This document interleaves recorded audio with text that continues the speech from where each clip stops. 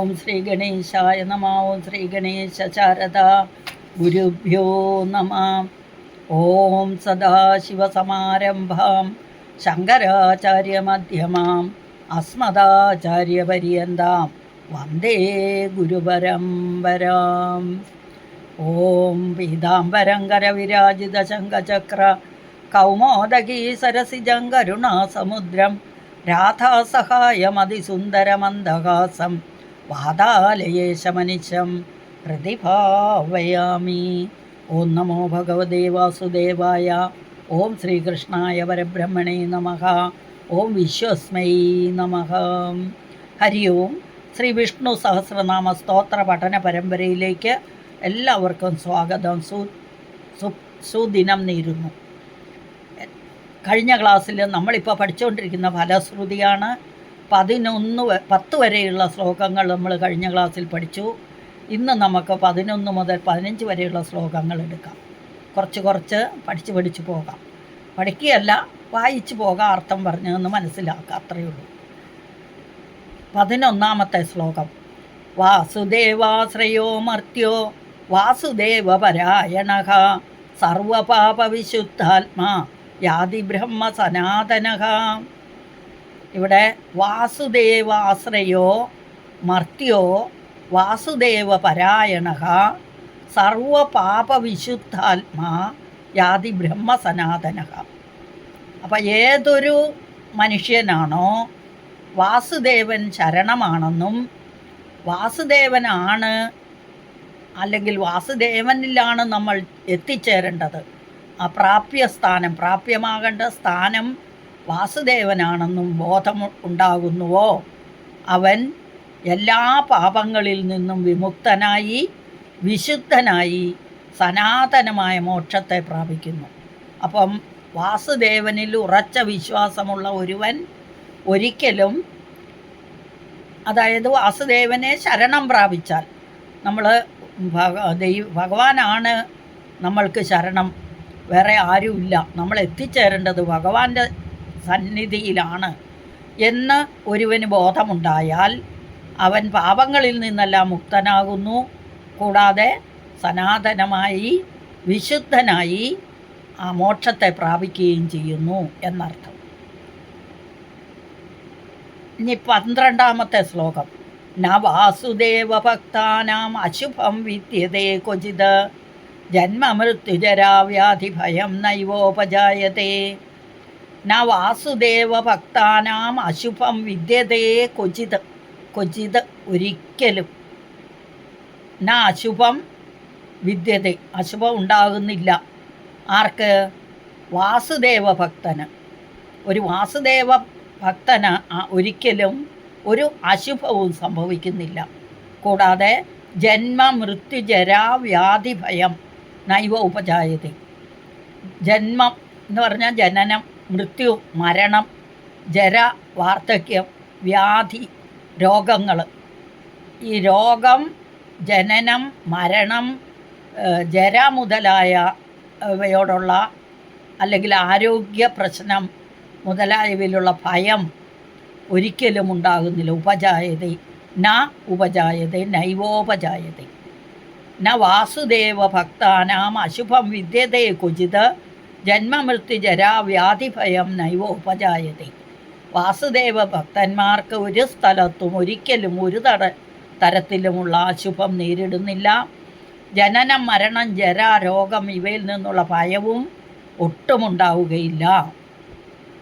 അതായത് അവർക്ക് മോക്ഷം ലഭിക്കും, ജീവിതത്തിൽ സമാധാനമുണ്ടാകും എന്നർത്ഥം. അടുത്ത ശ്ലോകം 13. ഇമം സ്തവമധീയാനഃ ശ്രദ്ധാഭക്തി സമന്വിത യുജ്യേതാത്മസുഖക്ഷാന്തി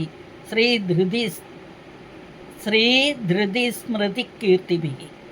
ഇവിടെ ഇമം, ഈ സ്തവം എന്ന് പറഞ്ഞാൽ സ്തുതി, അധീയാനഃ എന്ന് പറഞ്ഞാൽ പാരായണം ചെയ്യുന്നവൻ. അതായത് ഈ സ്തോത്രം ശ്രദ്ധയോടും ഭക്തിയോടും കൂടി പാരായണം ചെയ്യുന്നവന് ഇമം സ്തവം അധീയാനഃ ശ്രദ്ധാഭക്തി സമന്വിതം കൂടി ഇത്, അതായത് ഭക്തിയോടും ശ്രദ്ധയോടും കൂടി പാരായണം ചെയ്യുന്നവന് യുജ്യേത യുജ്യേത ആത്മസുഖക്ഷാന്തി. ആത്മസുഖവും ക്ഷാന്തി എന്ന് പറഞ്ഞാൽ ക്ഷമ, ശ്രീ ശ്രീ എന്ന് പറഞ്ഞാൽ ഐശ്വര്യം, ധൃതി ധൃതി എന്ന് പറഞ്ഞാൽ ധൈര്യം, സ്മൃതി സ്മൃതി എന്ന് പറഞ്ഞാൽ ഓർമ്മശക്തി, കീർത്തി യശസ്. അപ്പം ഈ ആത്മസുഖം, ക്ഷമ, ശ്രീ, ധൈര്യം, ഓർമ്മശക്തി, കീർത്തി എന്നിവ ഉണ്ടാകുന്നു എന്നർത്ഥം. ഇമം സ്തവമധീയാനഃ ശ്രദ്ധാഭക്തി സമന്വിത യുജ്യേതാത്മസുഖക്ഷാന്തി ശ്രീ ധൃതി സ്മൃതി കീർത്തിഭിഹി. ഇനി അതിനെ വിവരിച്ചൊന്നും കൂടി പറയാണ്. ശ്രദ്ധയെന്നാൽ ആസ്തിക ബുദ്ധി, ഞാൻ എന്താണ് എന്ന ബുദ്ധി, അറിയുന്ന ആ ബുദ്ധി. യോ യത് ശ്രദ്ധ ധ ഏവ സ. എത്രത്തോളം ഒരുവന് ശ്രദ്ധയുണ്ട് അതുപോലെയാകും അവൻ. അചഞ്ചലമായ വിശ്വാസമാണ് നമുക്കൊക്കെ വേണ്ടത്. ആ വിശ്വാസം നമുക്ക് ധൈര്യത്തെ തരുന്നു. അപ്പോൾ ഒരു വസ്തുവും തന്നെ ഉണ്ടാകുന്നില്ല അല്ലേ? എല്ലാത്തിനും ഒരു കാരണമുണ്ട്. അപ്പം നമ്മൾക്കൊക്കെ സ്നേഹിതന്മാർ, സ്വത്ത്, ബന്ധുക്കൾ, കുടുംബം എല്ലാം ഒരുവനെ സഹായിക്കുന്ന കാര്യങ്ങളാണ്. അപ്പോൾ വിശ്വസിച്ചാൽ അത് വാസ്തവത്തിൽ നമ്മളെ എല്ലാവരെയും വിശ്വസിച്ചാൽ, അതായത് ഈശ്വരനെ വിശ്വസിക്കുക, വേറെ ആരെയും വിശ്വസിക്കേണ്ട. അതുപോലെ തന്നെ ഈശ്വരനിൽ വിശ്വാസമുണ്ടെങ്കിൽ അത്രയും നല്ലത് വേറൊന്നുമില്ല. വേറെ ആരെയൊക്കെ നമ്മൾ വിശ്വസിച്ചാലും അവരാരും നമ്മുടെ കൂടെ വരികയില്ല. നമ്മൾ മരിച്ചു പോകുമ്പോൾ ഈ ഉണ്ടാക്കിയ സ്വത്തോ പണമോ യാതൊന്നും നമ്മൾ കൊണ്ടുപോകുന്നില്ല.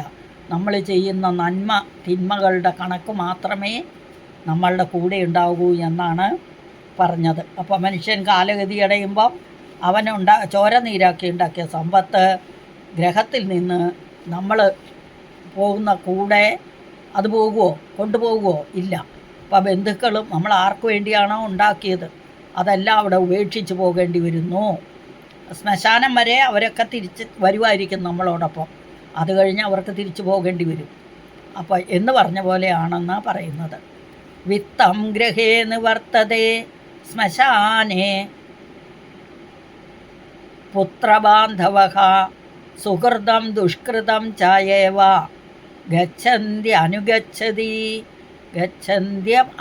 അനുഗച്ഛതി.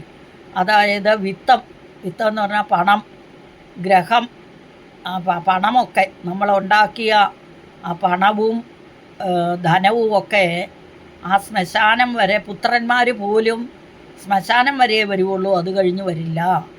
പക്ഷേ നമ്മൾ ചെയ്ത കർമ്മങ്ങളോ ദുഷ്കൃതമോ സുഹൃതമോ ചെയ്തിട്ടുണ്ട്, അതെല്ലാം നമ്മളോട് കൂടി വരുന്നു, നമ്മുടെ കൂടെ തന്നെ കൊണ്ടുപോകാൻ പറ്റുന്നു. അപ്പോൾ എന്താ ചെയ്യണ്ടേ? പണം സമ്പാദിക്കാൻ പോകണോ അതോ നമ്മൾ നല്ല കാര്യങ്ങൾ ചെയ്യണമോ എന്നാണ് ഇവിടെ. അപ്പം 13-ാമത്തെ ശ്ലോകത്തിൽ പിന്നെയും പറഞ്ഞു തരുക നമുക്ക്. ആത്മസുഖം ആനന്ദമാണ്, മറ്റു ഗുണങ്ങളെല്ലാം ഈശ്വരകൃപയാൽ തനിച്ചുണ്ടായിക്കൊള്ളും. അപ്പം നമ്മൾക്ക് എന്ത് വേണം? ആദ്യം ഏറ്റവും വേണ്ട ഇതെന്താണ്? ആത്മസുഖം. നമ്മുടെ ആത്മാവിന് ആനന്ദമാണ് ഏറ്റവും വേണ്ടത്. ബാക്കിയൊക്കെ തന്നെ ഉണ്ടായിക്കൊള്ളൂ എന്നാണ് പറയുന്നത്. അപ്പോൾ 13-ാമത്തെ ശ്ലോകം. ഇമം സ്തവമധീയാന ശ്രദ്ധാഭക്തി സമന്വിതഃ യുജ്യേത് ആത്മസുഖക്ഷാന്തി ശ്രീധൃതി സ്മൃതികീർത്തിഭിഹി. 14-ാമത്തെ ശ്ലോകം. ന ക്രോധോ ന ച മാത്സര്യം ന ലോഭോ ന അശുഭാമതി ഭവന്തി കൃതപുണ്യാനാം ഭക്താനാം പുരുഷോത്തമേ. ഇവിടെ ന ക്രോധോ ന ച മാത്സര്യം ന ലോഭോ ന അശുഭാമതി. അശുഭാമതി, മതിബുദ്ധിയാണ്, അശുഭബുദ്ധി എന്നർത്ഥം. ഭവന്തി കൃതപുണ്യാനാം ഭക്താനാം പുരുഷോത്തമേ. അപ്പോൾ പുരുഷോത്തമനായ മഹാവിഷ്ണുവിങ്കൽ ഭക്തി ദൃഢീകരിച്ചാൽ ദേഷ്യമോ ദൃഷ്ടിയോ ആർത്തി ദുഃഖമോ അമംഗളമായ ചിന്തകളോ ഒന്നും ഒരിക്കലും ഉണ്ടാകുന്നില്ല. അപ്പം നമ്മളെന്താ ചെയ്യേണ്ടത്? ഭഗവാനിൽ ഭക്തി ഉറക്കുക, അതാണ് വേണ്ടതെന്നാണ് പറഞ്ഞത്.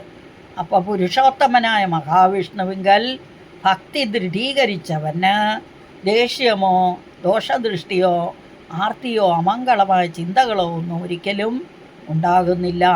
പിന്നെയും പറഞ്ഞു തരുവാണ്.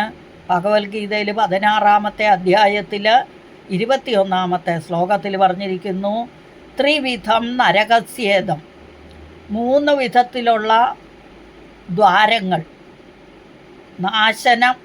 നാശനം ആത്മനഃ കാമക്രോധസ്തഥാ ലോഭഃ തസ്മാദേതത്രയം ത്യജേത്. ത്രയം എന്ന് പറഞ്ഞാൽ 3 അല്ലേ? അപ്പം ഈ ദേവാസുര സമ്പത്തി വിഭാഗ യോഗത്തിൽ, അതായത് ഭഗവത്ഗീതയിലെ 16-ാമത്തെ അധ്യായത്തിൻ്റെ പേരാണ് ദേവാസുര സമ്പത്തി വിഭാഗ യോഗം. അതിൽ പറയുന്നു 21-ാമത്തെ ശ്ലോകത്തിൽ, കാമവും ക്രോധവും ലോഭവും ആണ് നരകത്തിലേക്കുള്ള 3 വഴികൾ, ദ്വാരങ്ങൾ. ആ 3 വഴികൾ, അത് 3ഉം ത്യജിക്കേണ്ടവയാകുന്നു. അത് 3ഉം നമ്മൾ ഉപേക്ഷിക്കണമെന്നാണ് പറയുന്നത്. എന്ന് പറഞ്ഞാലോ, കാമക്രോധ ലോഭമോഹങ്ങളെ നമ്മൾ ഇല്ലാതെയാക്കണം, അത് വർജിക്കണം. അപ്പം ഇതൊക്കെ വർജിക്കണമെങ്കിൽ, ഇതൊക്കെ ത്യജിക്കണമെങ്കിൽ എന്തു വേണം? ഭഗവാന്റെ കൃപ വേണം, ഭഗവാന്റെ അനുഗ്രഹമുണ്ടെങ്കിലേ അതിന് സാധിക്കുകയുള്ളൂ. ഇനി അതിനെന്ത് വേണം? ഭക്തി വേണം. അപ്പം ഭക്തി മാർഗമാണ് എളുപ്പ വഴി എന്ന് ഭഗവാൻ തന്നെ പറയുന്നുണ്ട്. ഇനി 15-ാമത്തെ ശ്ലോകം, ദ്യൗ സചന്ദ്രാർക്ക നക്ഷത്ര ഖം ദിശോ ഭൂർമഹോദധി വാസുദേവസ്യ വീര്യേണ വിധൃതാനി മഹാത്മനഃ. ഇവിടെ ദ്യൗ എന്ന് പറഞ്ഞാൽ സ്വർഗം, ചന്ദ്ര അർക്ക, ചന്ദ്രൻ തന്നെ, അർക്കൻ സൂര്യൻ, നക്ഷത്ര, ഖം എന്ന് പറഞ്ഞാൽ ആകാശം, ദിശോഹോ ദിശോ എന്ന് പറഞ്ഞാൽ ദിശ എന്ന് പറഞ്ഞാൽ ദിക്ക്, ഭൂഹു ഭൂമി, മഹോ ഉദതി സമുദ്രം, പിന്നെ വാസുദേവസ്യ വീര്യേണ വിധൃതാനി മഹാത്മനഃ. അപ്പം ചന്ദ്രൻ, സൂര്യൻ, നക്ഷത്രങ്ങൾ ഇവയടങ്ങിയ സ്വർഗം, ആകാശം, ദിക്കുകൾ, ഭൂമി, മഹാസമുദ്രം ഇവയെല്ലാം മഹാത്മാവായ വാസുദേവൻ്റെ ശക്തിയാൽ നിലനിൽക്കുന്നു എന്നാണ് ശ്ലോകത്തിൻ്റെ അർത്ഥം. ഇനി അതിന് ദൃഷ്ടാന്തമായിട്ട് പറയുന്നു, ഭൂതഭൃത്തായ ഭഗവാൻ ഉണ്ടായതിനെ എല്ലാം ധരിക്കുന്ന, അതാണ് ഭൂതഭൃത്ത്. ഭഗവാൻ തൻ്റെ സ്വമഹിമയിൽ നിന്നുകൊണ്ട് എല്ലാം താങ്ങുന്നു അല്ലേ? പല നാമങ്ങളും നമ്മൾ ഭഗവാന്റെ അതിന് കണ്ടിട്ടുണ്ട്, ഉപനിഷത്ത് വാക്യങ്ങളും എല്ലാം നമ്മൾ പഠിച്ചിട്ടുണ്ട്. അപ്പോൾ ഭഗവാന്റെ അനന്തമായ മഹിമയാണ് വീണ്ടും വീണ്ടും പറഞ്ഞുകൊണ്ടിരിക്കുന്നത്. അപ്പോൾ ഭഗവാന്റെ ദ്യൗസ ചന്ദ്രാർക്ക നക്ഷത്ര ഖം ദിശോ മഹോദധി വാസുദേവസ്യ വീര്യേണ വിധൃതാനി മഹാത്മന. അപ്പോൾ ഭഗവാന്റെ ആ സൂര്യൻ, ചന്ദ്രൻ, നക്ഷത്രങ്ങൾ, ആകാശം, സ്വർഗം, ഭൂമി, ദിക്കുകൾ, മഹാസമുദ്രം ഇവയെല്ലാം ഭഗവാന്റെ ശക്തി കൊണ്ടാണ് നിലനിൽക്കുന്നതെന്ന് നമ്മൾ കണ്ടു. ഇനി നമ്മൾക്കിതൊന്ന് ചുരുക്കി, ആ ശ്ലോകം ഒന്നുകൂടെ വായിച്ചിട്ട് ചുരുക്കി എന്ന് പറയാം. ശ്ലോകം 11, വാസുദേവാശ്രയോ മർത്യോ വാസുദേവപരായണഃ സർവപാപവിശുദ്ധാത്മാ യാതി ബ്രഹ്മ സനാതനഃ.